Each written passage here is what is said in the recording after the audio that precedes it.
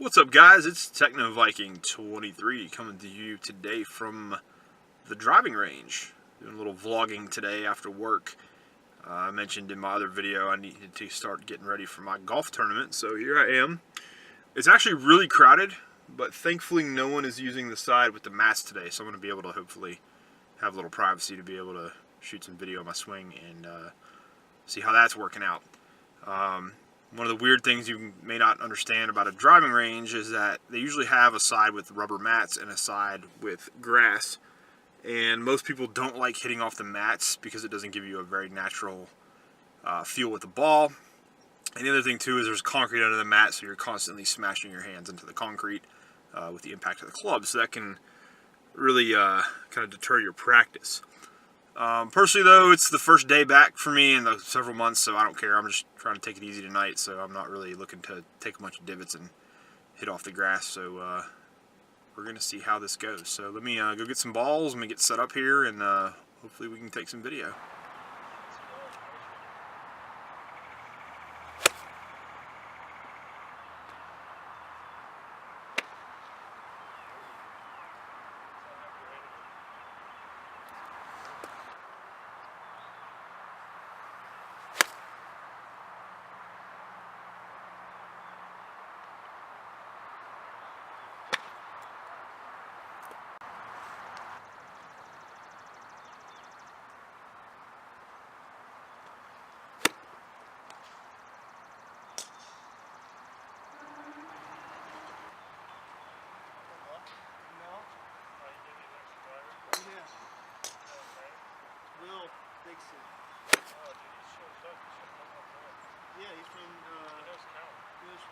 Alright guys, so first time hitting golf balls in about 7 months.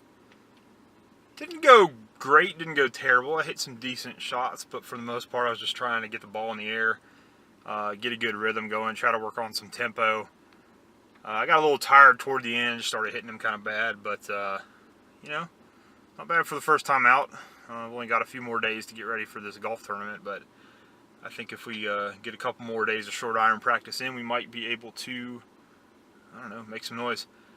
Anyways, it's kind of funny because the usual stuff that happens at the driving range, especially the public driving range, happens to me every time, especially when I put the camera out, is like I'm sitting on one side of the driving range and literally there's nobody within 100 yards of me. And it's like people see the camera and it's like all of a sudden they just gravitate toward it. Like they want to see what you're doing, they want to get nosy. And there's a bit of an E-peen measuring contest from time to time at the driving range. And this guy's going to come in my frame here. We'll check out his swing. Hopefully he won't file a copyright claim against me.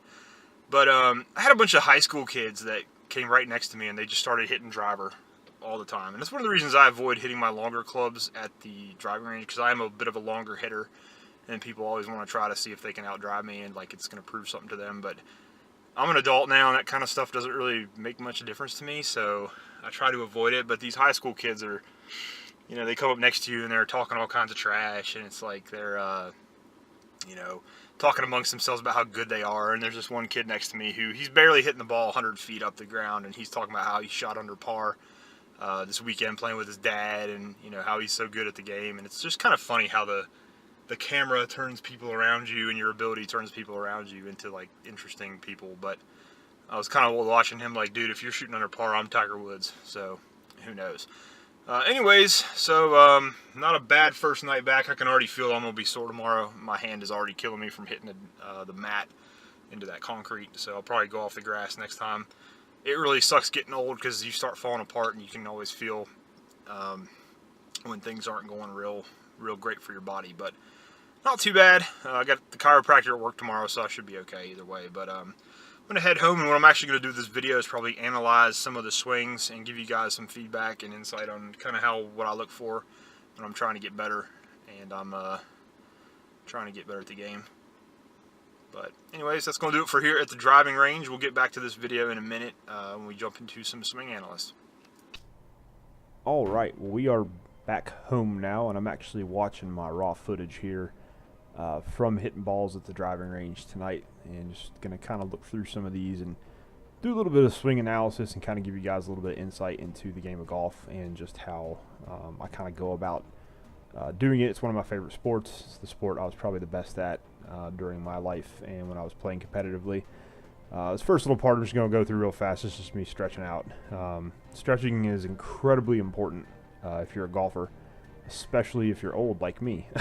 You just got to stretch out a little bit. But just going over this is the first time I have hit balls since October of 2018. So it's been a long time. And it's funny because already watching some of the video, even when I was doing some edits, I could already see a bunch of my swing flaws already coming back into play. And I'll be talking about those a little bit here and there, kind of giving you guys a little bit of insight on that as well throughout this video. I'm not sure how long I'm going to do this for. I'm probably going to only go through a couple of swings. I was mostly just hitting a pitching wedge tonight. I also did have my 54-degree gap wedge, which I hit a couple of chip shots with, and some kind of half swing off-speed wedge shots.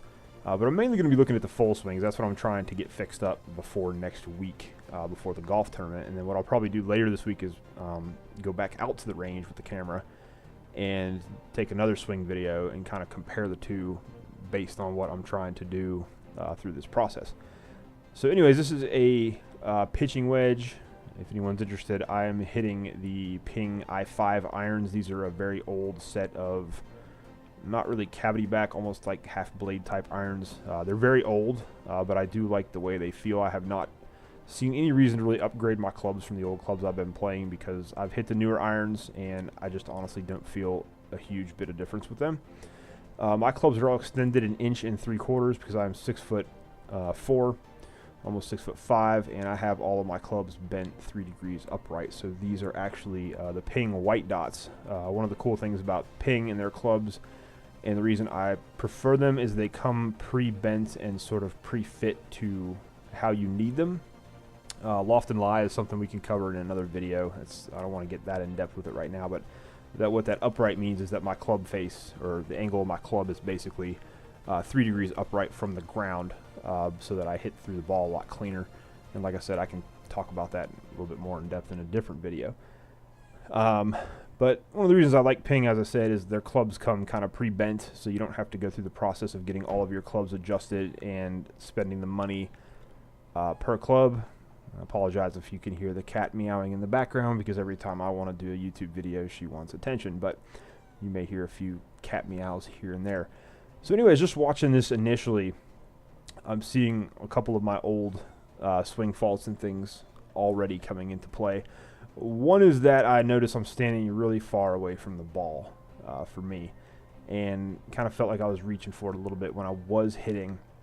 So that's something I'm going to have to definitely work on when I go tomorrow, is trying to stand a little bit closer to the ball, probably an inch or two closer to the ball. If you're standing a little too far away from it, you're going to be reaching for it. You're going to hit a lot of shots out on the toe, or you're going to be trying to compensate through your follow-through to make sure you catch that ball solid. Now, oddly enough, I was making pretty good contact even after not hitting the ball for a long time, which means I was probably overcompensating on the follow-through to get into the ball. The other thing I noticed right off the bat is that I'm back to like my old swing fault, which is basically taking an inside-out path through my swing. And what that means is basically, if you think of where the club head lines up with the golf ball, and it's going to go straight back and straight through down the line that you're aiming. If you have an inside backswing path, it basically means you're taking the club back and you're going inside of that straight line that extends back from the ball. If you have an outside swing path, you're taking the club head basically outside of that line.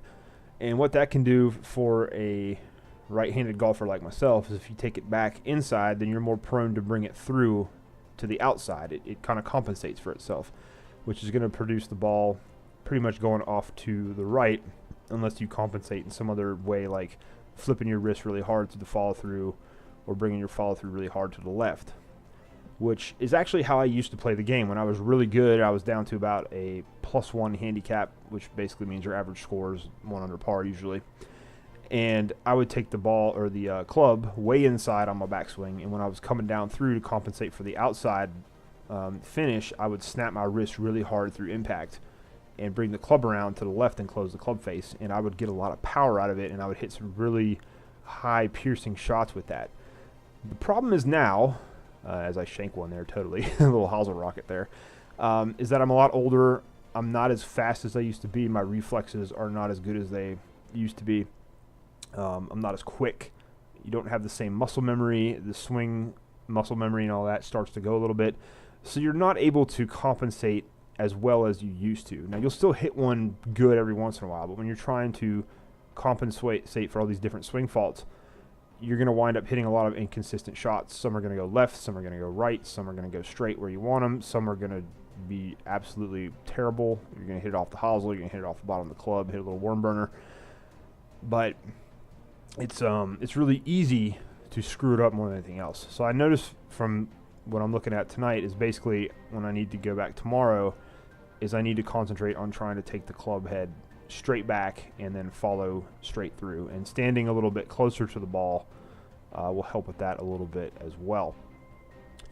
So those are two things. The third thing I'm noticing is my backswing is a little bit too long. It's not quite as short as it needs to be. I'm taking the club past parallel a little bit too much. Last year I worked a lot on trying to shorten my backswing. Because again, when you take the club head too far back past parallel on your backswing, you tend to overcompensate by swinging harder through the ball, which can result in a lot of mishits or the ball going to the left. And overall, it just creates a very inconsistent swing. So one of the things I'm going to work on next time is to keep my backswing much shorter than it is now. You know, when you take the club head back, you want to kind of try to stop it. Now, see, that was too far. That went a little bit too far past the parallel line. And still had a decent shot there, but it's something I want to work on to build some more consistency throughout my entire swing. But for the most part, you know, if I'm being honest with myself, it wasn't a terrible session. I hit balls for probably about 45 minutes. And for the most part, what I was mainly focusing on here is, again, I'm looking at this and it's like, my God, my feet are so far away from the ball.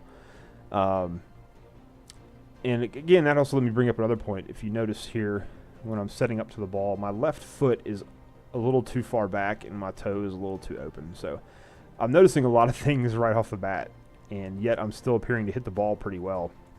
And that's just mainly because I played a lot of golf throughout my entire life, and I'm able to make some compensating moves throughout the golf swing in order to get the club head back to square. But you can see here, look how far back my left toe is compared to my right foot. And that basically means I'm wide open on my swing, which usually results in me moving my hips to the ball too fast and pushing it off to the right. And again, something else I'm going to have to work on is bringing that toe up a little bit so it's more in line with my right foot, so that my line down the target path is actually straight. So kind of crazy how much you can get just from a little video watching a couple of golf swings. But this is what I used to do, honestly, for a living almost. When I was in high school and college, I was super heavy into golf. I did a video a long time ago when I was talking about one of the Tiger Woods video games. And I was basically talking about my career through golf, and that was what I initially wanted to do when I was coming out of college. I wanted to be a golf pro. I wanted to work at a country club or a golf course and be a teaching pro, teach people how to play the game, because I found that there's actually two paths you usually go on when you're playing golf. If you were really, really good competitively, then you'll take a path maybe to going pro, trying to play on one of the mini tours, or just playing in a local tour, trying to eventually, of course, work your way up to the professional ranks. If you don't quite have the time or the ability to play at that level consistently, you can go into the teaching pro path, which is what most people that want to be professional golfers wind up doing.